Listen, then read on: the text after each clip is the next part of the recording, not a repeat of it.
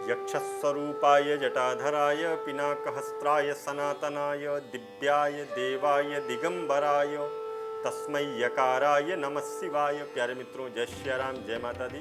मित्रों, आज हम आपसे आगे की कथा की ओर अग्रसर हों। भगवान शिव तप करने के लिए गए। महाराज हिमाचल देवी पार्वती को लेकर के भगवान शिव के पास गए। शिव जी ने कहा कि आप इनको यहाँ से ले जाइए, वरना तप में विघ्न पड़ता है। भगवान शंकर के सुंदर वचनों को सुनकर के पार्वती जी बोली, हे योगी राज, आपने जो कुछ पिता से कहा उसका उत्तर मैं आपको देती। हे अंतर्यामी, आपने जो तप करने का निश्चय किया वह शक्ति युक्त नहीं है। यही शक्ति सभी कर्मों की प्रकृति मानी गई है। इसी से चराचर जगत का पालन होता है, संहार होता है, रचना होती है। आप विचार करें, यह प्रकृति क्या है और आप कौन हैं। यदि प्रकृति न हो तो शरीर तथा स्वरूप किस प्रकार शक्ति का पूजन ध्यान करे जिससे जगत का क्रम चलता रहे। यह सुनकर सदाशिव बोले, हे पार्वती जी, मैं तप द्वारा प्रकृति का नाश कर चुका हूँ, अब तत्व रूप में स्थित हूँ।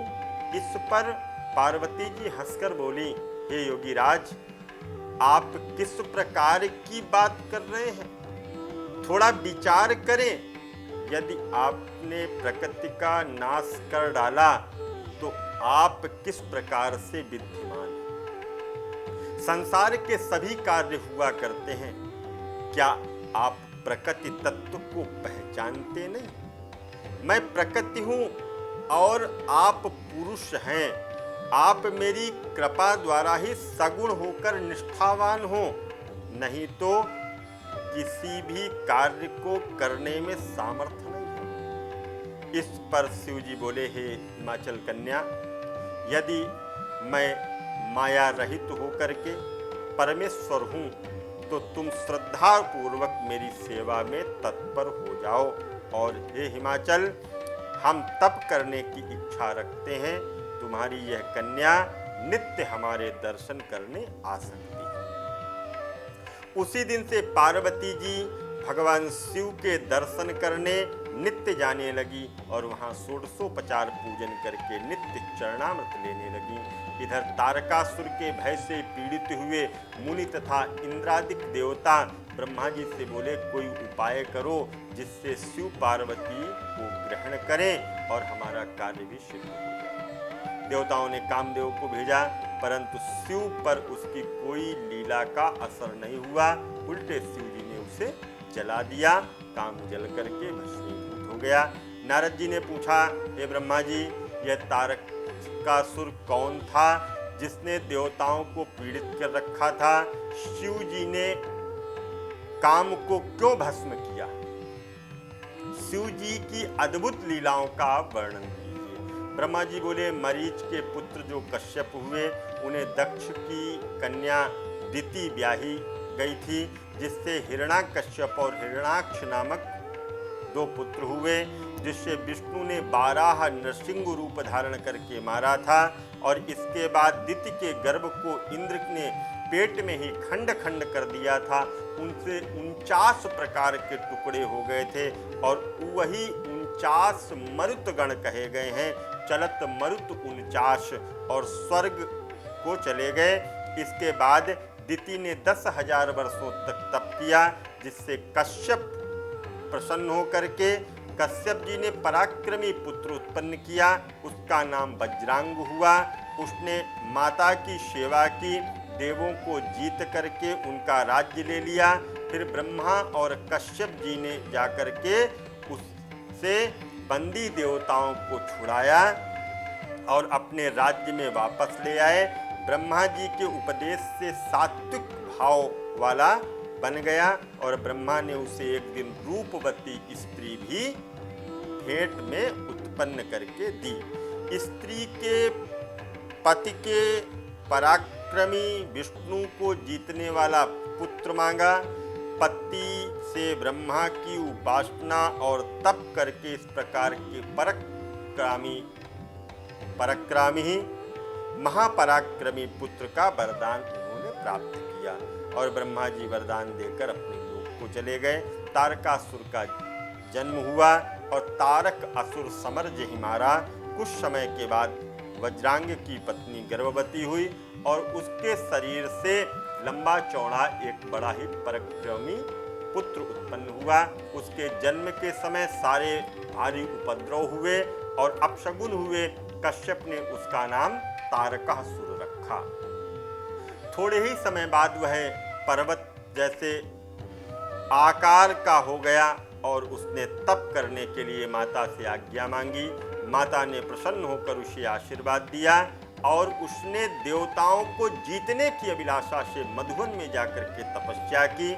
उसने ऊपर बाहु और उसने ऊपर दोनों बाजुओं को करके और एक पैर से खड़े होकर के दोनों हथेलियों के बल पर खड़ा होकर के कठिन से कठिन तप किया और उस तप को उसने 100 वर्ष तक किया।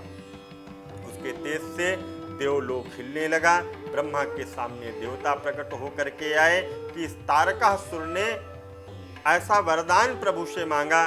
पहला वरदान यह मांगा कि आपके रचे इस संसार में मेरे समान कोई बलशाली न हो, और दूसरा वरदान ये मांगा कि आपके वीर से पुत्र से शास्त्र द्वारा मेरी मृत्यु होवे, अर्थात आपके तेज से जो पुत्र उत्पन्न हो उससे मेरी मृत्यु होवे। ब्रह्मा तथास्तु कह करके अपने लोक को चले गए। मैं अर्थात शिव और ब्रह्मा इत्यादि सभी ने मिलकर के उसको आशीर्वाद दिया और सभी अपने अपने लोक को चले गए। इसके बाद ब्रह्मा मुझसे आज्ञा लेकर शुक्राचार्य ने दैत्यों का राजा तारकासुर बनाया गया। तब यह देवताओं को पीड़ित करता हुआ दंड देने लगा। इंद्र ने डर कर खजाना ऐरावत, उच्चश्रवा घोड़ा, ऋषियों ने कामधेनु और उसने पृथ्वी पर घूम घूम कर जितनी भी वस्तुएं थीं सभी ढूंढ करके अपने पास कर ली। वह देवता और पितरों का भाग लेकर के इंद्र के सिंहासन पर भी आकर के बैठ गया और उसने देवताओं को स्वर्ग से निकाल करके दैत्यों को बिठा भी दिया। इसके बाद में तब देवता दुखी हो गए और दुख से दुखी होकर के विष्णु और रुद्र की प्रार्थना करने लगे, किंतु उनके वीर से पुत्र की उत्पत्ति कैसे हो, तभी ये मृत्यु को प्राप्त होगा। इसीलिए दक्ष की पुत्री सती ने इस प्रकार हिमालय के यहाँ पर जन्म लिया था और हिमालय के यहाँ पर जन्म लेकर के पार्वती का स्वरूप धारण किया था। तो जब भगवान शिव पार्वती के साथ में विवाह करेंगे तभी उन दोनों के सहयोग से पुत्र उत्पन्न होगा और वही पुत्र इस तारकासुर का वध करेगा। ऐसी जब देवताओं ने प्रार्थना की, फिर तारकासुर के पास समझाने के लिए भी देवता गए कि मैंने तुम्हें जो वरदान दिया था अपनी सीमा से बाहर हो जाओ और उस वरदान को आप छोड़ दो। यह स्वर्ग तो देवताओं का है, शीघ्र तुम यहाँ से चले जाओ, पृथ्वी पर राज्य करो, नहीं तो तुम दुख को पाओगे। तारकासुर ने कहा कि मैं यहाँ से जाने वाला नहीं। तारकासुर ने स्वर्ग को छोड़ दिया और पृथ्वी पर आकर के शोणित नगर में राज्य करने लगा। देवता स्वर्ग में इंद्र के साथ में रहने लगे। आगे की कथा कल के प्रसंग में श्रवण करेंगे। तब तक के लिए दीजिए इजाजत। जय माता दी, जय माता।